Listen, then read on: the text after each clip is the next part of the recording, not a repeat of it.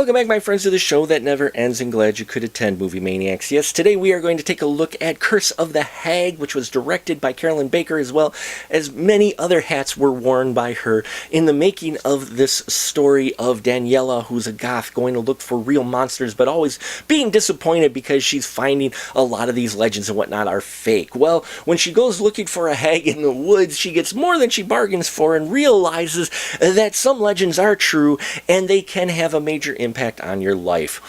Carolyn Baker gives us a very ambitious micro-budget film, and I appreciated that quite a bit, and I enjoyed a number of aspects of this movie, namely the story concept that she came up with.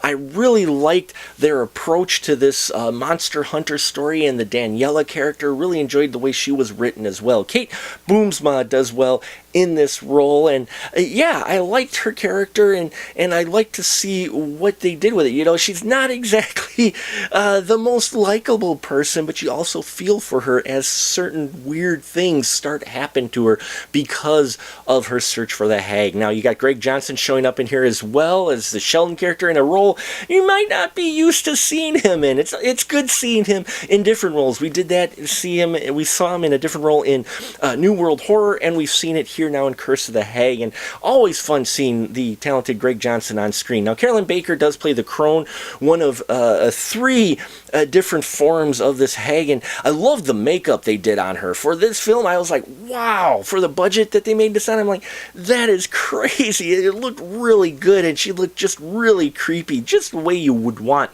this character to be. Everybody else does well in this film, too.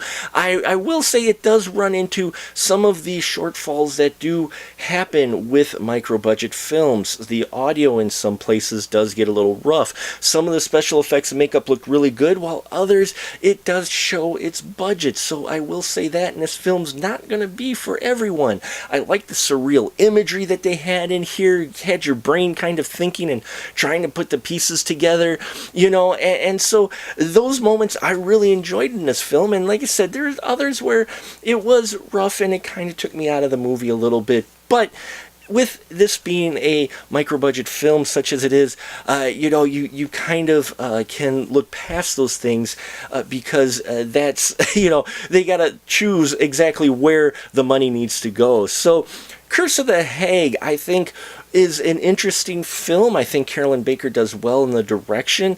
While it does have its rough spots, I think there's also some really great scenes in here, and some scenes that if you appreciate micro-budget cinema, lower budget independent films, that you will like this movie. So there you have it, folks. Curse of the Hag. Please leave your comments down below if you have seen this film. Love to hear your thoughts on it.